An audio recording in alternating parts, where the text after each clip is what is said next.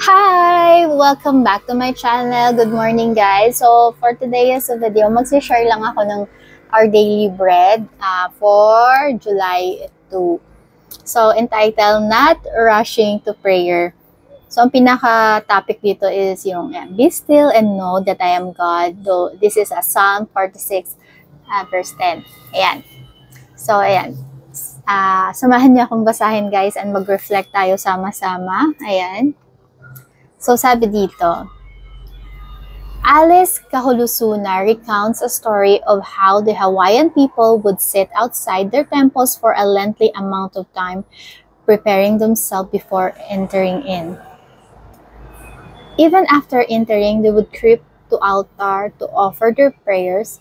Afterwards, they would sit outside again for a long time to breathe life into their prayers. So, parang sinasabi dito, guys, na yung mga Hawaiian people daw, pag nag-pray sila is sobrang haba sa templo nila. Sobrang haba na nga. Tapos after that, mag-rush pa daw sila sa altar para mag-offer pa ng another prayers. Then after that, tatayo pa sila sa labas ng temple to pray again and to breathe in and out and to reflect again. So parang sinasabi dito na parang ang haba-haba na magdasal nila. Then, we continue. When missionaries came to the island, the Hawaiians sometimes considered their prayers odd. The missionaries would stand up, utter few sentences, call them prayer, say amen, and be done with it. So, yun na. Nag-wonder yung mga Hawaiians dito sa mga missionaries na to kasi pag nag-pray daw sila is like very brief lang, then parang nagmamadaling mag-say amen and done. That's it. Parang basta nag-pray lang, parang ganun. And then, Alice's story speaks of how people may not always take the opportunity to be still and know. So, yun nga. So, parang sinasabi na parang we people, parang hindi tayo kumbaga parang lagi tayong in a hurry na parang lahat dapat mabilis. Even in prayers, we don't know how to be still and reflect. Ayan. So, dito nga sinasabi sa Psalm 46:10, make no mistakes.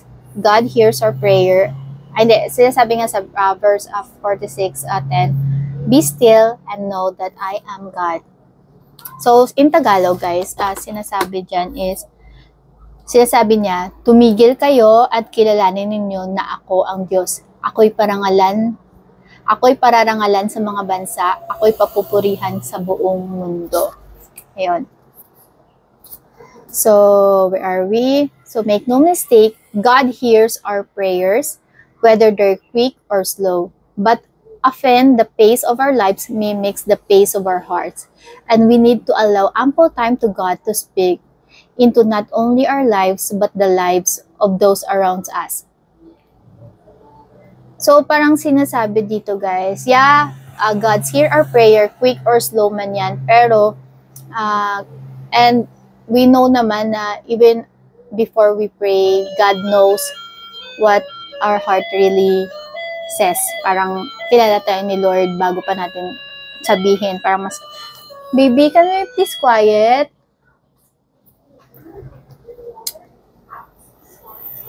And dito tinasabi dito, how many life-giving moments have we missed by rushing, saying amen and be done with it?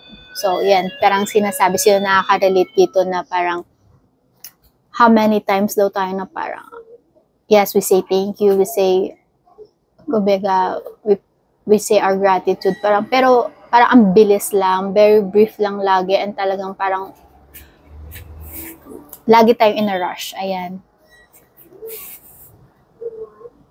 How many life-giving moments have we missed? Ayan nga, sinasabi dito. So, we're often impatient with everything, from slow people to the slow lane in traffic. Yet, I believe God in His kindness says, be still, breathe in and out, go slow, and remember that I am God, your refuge and strength, and ever-present help in trouble. To those so, to know that God is God, to those so is to trust, to do so is to live.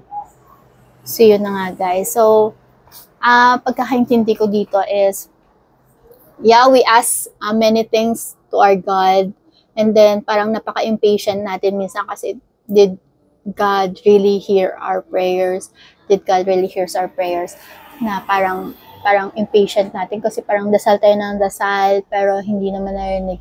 In my own reflection or own experience naman, guys, God is very timely talaga kasi may mga times din na we struggles our family, parang ganyan. And then, talagang may times na parang grabe na yung dasal tapos wala pa rin. Pero guys, grabe.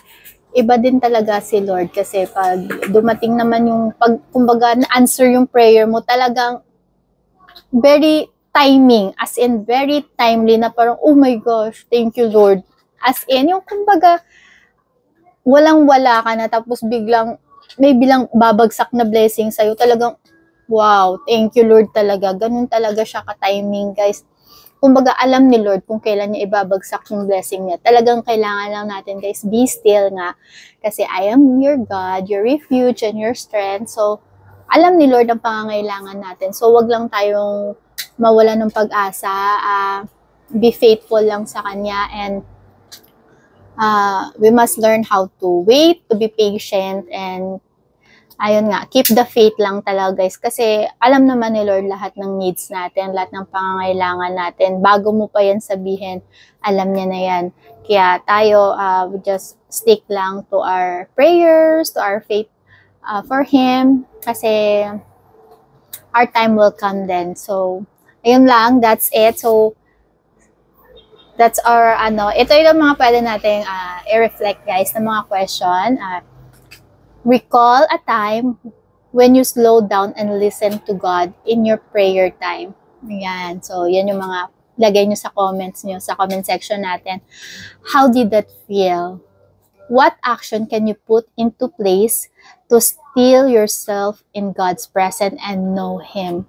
So, ito guys, yung parang kailangan talaga pag nagdasal tayo, hindi lang tayo basta nag-utter, nagsasabi ng prayers, dapat we feel it deep in our hearts, in our soul, na parang na kausap talaga natin si God. Kasi alam mo yun, yung connection nandun talaga.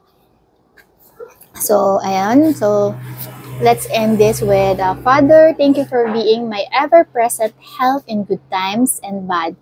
Give me the grace to be still and know that you're God. Ayun. So, God bless us all. Thank you so much for watching. Until tomorrow for our next Our Daily Bread.